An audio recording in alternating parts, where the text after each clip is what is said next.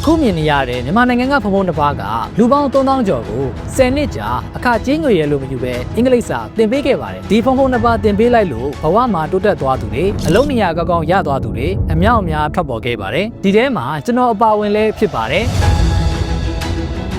ဒါဆိုဘာကြောင့်သဒ္ဒနာဘောင်ဝင်ထားတဲ့ဖုံဖုံတစ်ပါးကအင်္ဂလိပ်စာအလကားသင်ပေးရတာလဲဒီဖုံဖုံတစ်ပါးကရောဘယ်သူတွေလဲဒီနေ့တော့ကျွန်တော်တို့ပခုတ်ကူမျိုးက For Life ဆိုတဲ့အင်္ဂလိပ်စာသင်ပေးတဲ့ဖုန်ကြီးကျောင်းလေးအကြောင်းပြပြပေးပါမယ်ဒီဖုံဖုံရဲ့ဘွဲ့နာမည်ကဥခေမာစာရပါ For Life ကျောင်းရဲ့ကျောင်းနိုင်ဆရာတော်လည်းဖြစ်ပါတယ်ဦးစင်းကတော့ For Life ဆရာတော်ဥခေမာစာရဖြစ်ပါတယ်တကယ်တော့ For Life ကျောင်းမထောင်ခင်လွန်ခဲ့တဲ့15နှစ်လောက်ကဖုံဖုံဟာတာမန်ဦးစင်းတစ်ပါးပါပခုတ်ကူမျိုးနဲ့ထီလင်းမျိုးနာကတရခါရွာဇာတိဖြစ်ပါတယ်သာသနာပေါင်ကိုအသက်12နှစ်အရွယ်ကလေးကဝင်ခဲ့တာဖြစ်ပြီးဗုဒ္ဓစာပေတွေကိုလေ့လာခဲ့ပါတယ်ဒါပေမဲ့တရက်တော့ရန်ကုန်ကိုတက်သွားခဲ့ပါတယ်ရန်ကုန်ရောက်တော့ဖုံဖုံလုပ်ခဲ့တာတခုရှိပါတယ်ဒါကတော့ဆရာကြီးဦးမြကြိုင်စီမှာအင်္ဂလိပ်စာသွားသင်ခဲ့တာပါဒီလိုနဲ့အချိန်တစ်ခုကြာလာတော့အင်္ဂလိပ်စာကိုတက်မြောက်သွားပါတယ်အဲ့ချိန်မှာဖုံဖုံလုပ်ခဲ့တဲ့လုပ်ရက်ကအရန်ဝမ်းမြောက်ဖို့ကောင်းပါတယ်ဒါကတော့သူတက်တဲ့ပညာကိုပြန်သင်ပေးနေတာပါဒါကြောင့်ပခုတ်ကူကိုပြန်သွားခဲ့ပြီးသင်တန်းကျောင်းဖွင့်ဖို့ဆုံးဖြတ်လိုက်ပါတယ်အဲ့ချိန်တုန်းကကျွန်တော်တို့ပခုတ်ကူမှာအင်္ဂလိပ်စာသင်တန်းရယ်လို့မရှိသေးပါဘူးဒါနဲ့ပဲပခုတ်ကူရောက်တော့ For Life လို့နာမည်ရတဲ့အင်္ဂလိပ်စာသင်တန်းကျောင်းကိုစတင်တည်ထောင်လိုက်ပါတော့တယ်ဟုတ်ပါတယ်နာမည်က For Life ပါ For Life လို့နာမည်ပေးထားတဲ့အကြောင်းကိုလည်းဖုံဖုံကဒီလိုရှင်းပြထားပါတယ်ဒီကျောင်းမှာတက်ကြမဲ့ပုဂ္ဂိုလ်တိုင်း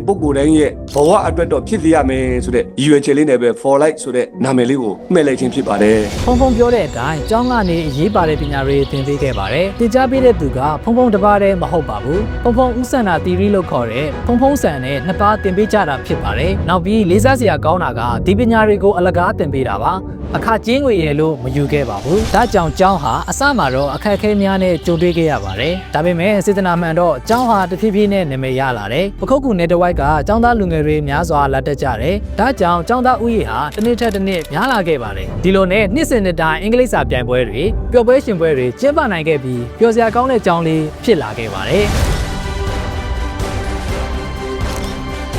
အခုဆိုရင်ကျောင်းတက်တန်းဟာ10နှစ်ကျော်သွားခဲ့ပါပြီ10နှစ်တာကာလပတ်လုံးကျောင်းသားဦးရေ3000ကျော်ပညာသင်ပေးနိုင်ခဲ့ပါတယ်ဒီထဲကနေမှတချို့ဆိုရင်အလုပ်နေရာကောင်းတွေရသွားကြတယ်ဆရာဆရာမတွေဖြစ်သွားကြတယ်အလကားရတဲ့ပညာနဲ့ဘဝအပြောင်းလဲဖြစ်သွားကြတဲ့တဲမှာကျွန်တော်အပါဝင်လဲဖြစ်ပါတယ်အင်္ဂလိပ်စာရလို့ကျွန်တော်သွားခြင်းတဲ့လမ်းကိုလွယ်လွယ်ကူကူသွားနိုင်ခဲ့တယ်ကျွန်တော်ဘဝရဲ့အမှန်ဆုံးလုပ်ရက်ကိုပြောပါဆိုရင်ဒီကျောင်းကိုတက်လိုက်တာလို့ပြောလို့ရပါတယ်